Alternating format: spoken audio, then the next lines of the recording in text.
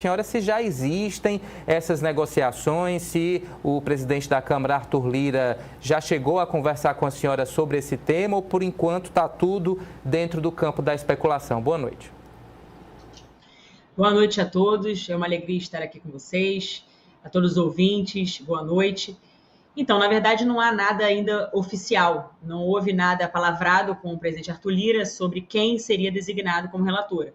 De fato, eu estou dentro das possibilidades, mas, como disse, não existe oficialização ainda dessa designação da relatoria. Então, nesse momento, o presidente Arthur Lira, ele até já fez o pronunciamento dizendo que, muito provavelmente, ele designaria uma pessoa mais de centro, mas não tem nada ainda que seja concretizado, não tem nada concreto ainda dentro desse campo. A gente vem observando nos últimos dias uma pressão muito forte por parte aí de alguns setores da sociedade, especialistas, médicos, movimentos sociais em relação a esse PL que já foi aí taxado, por exemplo, de PL do estupro, né, ou relacionado aí à gravidez de crianças, exatamente porque ele pode aí colocar em risco alguns direitos já conquistados. Como é que a senhora observa aí toda essa repercussão e se a senhora, de alguma forma, não teme, né, ficar taxada negativamente caso seja escolhida para ser relatora desse PL? Na verdade, eu sempre digo que o rótulo é a arma dos covardes. Muitas pessoas rotulam porque, na verdade, não tem discursos, ou melhor, não tem como justificar o injustificável. Então, nesse caso, esse projeto é muito claro. A gente precisa trazer para o eixo da racionalidade, nós precisamos esclarecer sobre os pontos do projeto, porque, infelizmente, tem havido, né, muita distorção. Há muitas pessoas que estão falando bastante sobre o projeto, mas talvez não tenham sequer lido. Estão falando, vociferando, mas estão, na verdade, trazendo até narrativas falaciosas. Tem pessoas até divulgando fake news sobre o que trata o projeto. Então, eu quero rapidamente aqui esclarecer os pontos centrais do projeto. O projeto de lei 1904 de 2024, ele trata, por exemplo, da equiparação das penas do aborto às penas do crime de homicídio, quando, a partir das 22 semanas, há ali a viabilidade fetal que é presumida. Então, estamos falando, por exemplo, de bebês de 5 meses em diante. Então, eu faço questão de demonstrar, porque tem pessoas que só acreditam vendo. Então, nesse caso, estamos falando de bebês desse tamanho.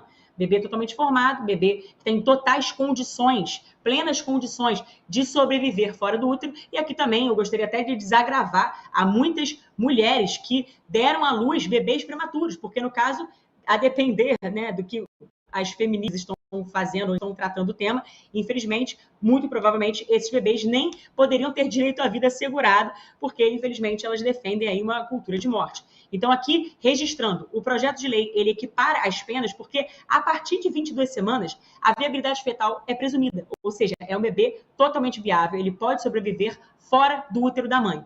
Então, o que eu quero dizer com isso? Que, nesse caso, a gente está falando ou não de um ser humano? Trata-se de um ser humano. Se é um ser humano, toda pessoa tem direito à vida assegurado. Isso, inclusive, está no Pacto São José da Costa Rica. A nossa Constituição Federal trata da inviolabilidade do direito à vida, como cláusula pétrea. Há tratados internacionais dos quais o Brasil é signatário, que dizem, né, que todo ser humano ele tem direito à vida. Então, quer dizer, é um ser humano ou não é? Portanto, se é um ser humano, ele precisa ter direito à vida e, nesse caso, matar esse bebê, isso é, de fato, um homicídio. Então, equiparar é apenas estar fazendo uma certa justiça, né? Está corrigindo, eu diria, um erro histórico, né? Porque a partir de 22 semanas ali nós temos, então, o aborto como, de fato, um eufemismo para um homicídio, porque é um homicídio, matar o bebê inocente 5, 6, 7, 8, 9 meses. Né? Então, há muitas falácias, há muito engodo, há muita romantização, inclusive, do próprio debate, a forma que o aborto ele é feita, os procedimentos que são justamente utilizados para a prática do aborto, eles precisam ser mencionados. Por exemplo, quando a gente fala da sistolia fetal, que foi o que o Conselho Federal de Medicina tentou proibir, de fato, o procedimento de assistolia fetal, ele é um procedimento de tortura. Ele injeta o cloreto de potássio, a lidocaína, ou então uma substância dentro do coração da criança, para que ela tenha uma dor quase que de um infarto fulminante e depois ela venha a óbito. As pessoas acham que esse procedimento é rápido, que é simples, e não é. Às vezes pode demorar horas. Então, quer dizer, é um procedimento invasivo, é uma tortura, é de alto requinte de crueldade, eu diria, com o perdão da redundância. Então, quer dizer, a gente está tratando exatamente disso. Então, por exemplo, quando o Conselho Federal de Medicina proibiu ácido esteroidefetal, que ocasiona o feticídio, portanto, provoca a morte do feto, que no caso aqui é o bebê, né? A gente percebeu aí o choro e o ranger de dentes, né, da parte de muitas feministas. Por quê? Porque é o procedimento que é utilizado. Agora, elas querem, muitas vezes, neutralizar e invisibilizar não só o bebê, mas querem neutralizar esse debate. E aí eu ouvi a vereadora aqui do PSOL, que me antecedeu, dizendo que estão rotulando, estão mencionando, né, no caso, o nosso lado, né, é porque é o discurso religioso, tentam neutralizar o debate ou até reduzi-lo, como se apenas fosse referente, né, quem fosse pró-vida e quem é a favor do projeto é porque é religioso. Não é verdade. Eu quero desagravar, inclusive, eu sou católica, mas eu quero desagravar os ateus, porque tem muito ateu que é favorável à vida, porque entende o valor da vida humana. Até porque quem é a favor de matar bebês inocentes que não cometeram crime e, portanto, não podem responder pelo crime de terceiro?